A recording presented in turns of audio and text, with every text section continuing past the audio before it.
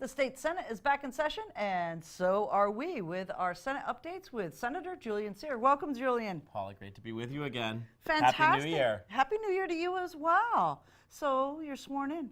We did yesterday on January 2nd.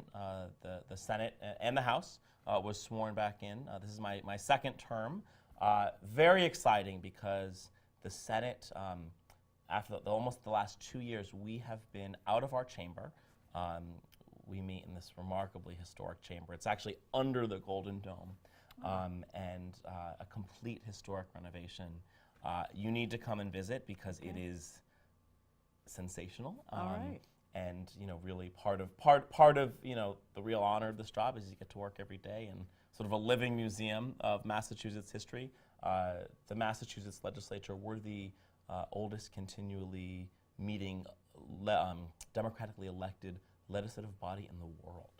Wow. Thankfully, the Brits had that Civil War, so, right? so we one-up them. So come and check out this new chamber. It's quite historic. And a lot of new updates were made. There's actually new busts.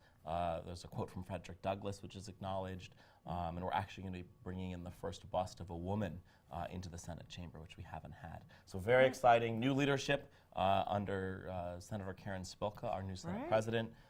From Ashland. She's just a remarkable leader. So I'm very excited for the session. Right. Lots of great work last year, especially Thank in you. the environmental areas. You know, we're dredging in Katuitt, and we've got some coastal resiliency things going on. As you're looking forward to the new session, how do you kind of like come up with ideas of what kind of things that you're going to sponsor in the Senate? So a lot of the ideas that we've championed last session, and I'm hoping to do again, come from constituents, come from leaders of organizations that we meet with. Was meeting earlier today and working with the folks at Capabilities. Last session they had a big challenge with a surcharge the state was putting on businesses around employer insurance. We worked to get a hardship waiver. Have worked with Barnstable residents on some environmental concerns, particularly around looking at environmental exposure issues. So actually, right now, this is the period where we're formulating bills. We have a deadline to submit timely filed legislation. Actually, it's within 3 weeks. It's Friday, January 18th is our bill filing deadline. So for constituents and residents in Barnstable or anywhere in the Cape and Islands district, if you've got a good idea, if you've got a challenge you're grappling with, please reach out to my office because this is the period while we're doing that, and often some of our best ideas come from residents, come from people who are grappling with something. So this is the time, and as always, reach out to us. But this is particularly a good, helpful time to get that feedback. Right. So second year, right, or second session that you're going to be a senator. Yeah. What do you know now that you didn't know when you first came in? What do I know? That's a great question. Isn't that a great question? I think I have a much better sense of like the tempo of the sort of personalities and the conversation that we have in caucus. A lot of the work that we do in the Senate, we're a really deliberative body. I was really amazed. Legislatures traditionally are very top-down. The Senate has worked really hard to have sort of flatten out authority, to have shared leadership.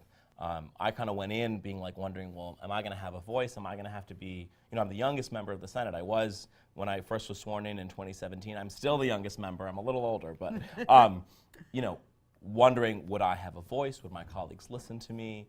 And now I really know, and really respect how much I've been heard and how much a role I've gotten to have in that. And I think also, I've also really learned that legislating, it's an iterative process. So, you're often not going to get it right on the first try. And so what you do is you want to file legislation, and you file a bill, and then you file it as an amendment to the budget, and then you file it as an amendment to a supplemental budget, and you keep working on that idea. You get feedback, you refine it, and you can actually get to yes by doing that. So that's really given me a new appreciation. And then just certainly, I think more than ever, just, really humbled by and appreciate just what a marvelous, unique kind of place this is, and how Cape Codders and Islanders just really care about this place and are really invested in it. We've got some big challenges that we need to keep working on. Vigilance in the opiate epidemic. I really want to make some progress around housing. Housing production. We need more housing on Cape Cod. This is the #1 issue. You talk to any employer, you talk to the towns. We need to step up on housing. That's going to mean changing how we do business here. And also really interested, and the Senate President's really interested, looking at how do we have a behavioral health, mental health care that's really worthy of the 21st century. What we've got now is not serving a lot of people. Healthcare reform, and how do you contain healthcare costs? So a lot to do. We filed, I think, over 60 bills last session. Probably going to be closer to 80 or maybe 90 if all of you chime in. Right. So lots going on. So one other question too. I don't want to hold you too long because you got a lot of work to do. I like hanging out with you. But there's this point where you get committee assignments, and how important are those to a particular region when your senator gets on a committee that's really has something to do with the region? So that committee appointments are crucial. And we won't find out about those maybe later in January or early February. It's a decision the Senate President makes.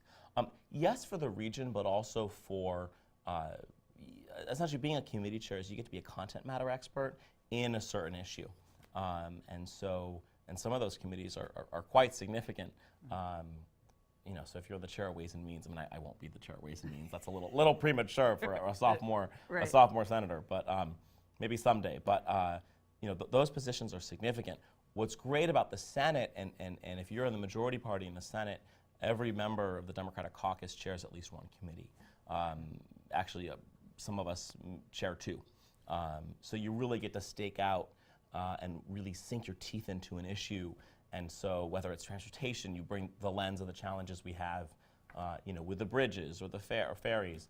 When it comes to healthcare reform and public health, the challenges we have with the opiate epidemic here, or healthcare costs. I was talking about capabilities earlier today.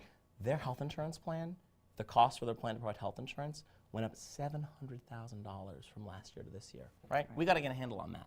So that's where the committee assignments are really important. But I find it's more about you're able to really drill down on an issue and bring your region's perspective to it. All right. So January 18th is the Yes. deadline for soliciting ideas. How do people do that? So just call my office. Reach out to my office. You can Okay. call. It's the number's 617-722-1570, or you can email me directly at julian.cyr@masenate.gov. You can also visit senatorcyr.com, and there's a form folks can fill out. So you got an idea, you got a challenge, you got something that's working well that can be improved, reach out, let us know, and we'll work on it. Fantastic. Great. Get to work. I will. Thanks, Happy New Julian. Year, Paula. Great You to too. be with you.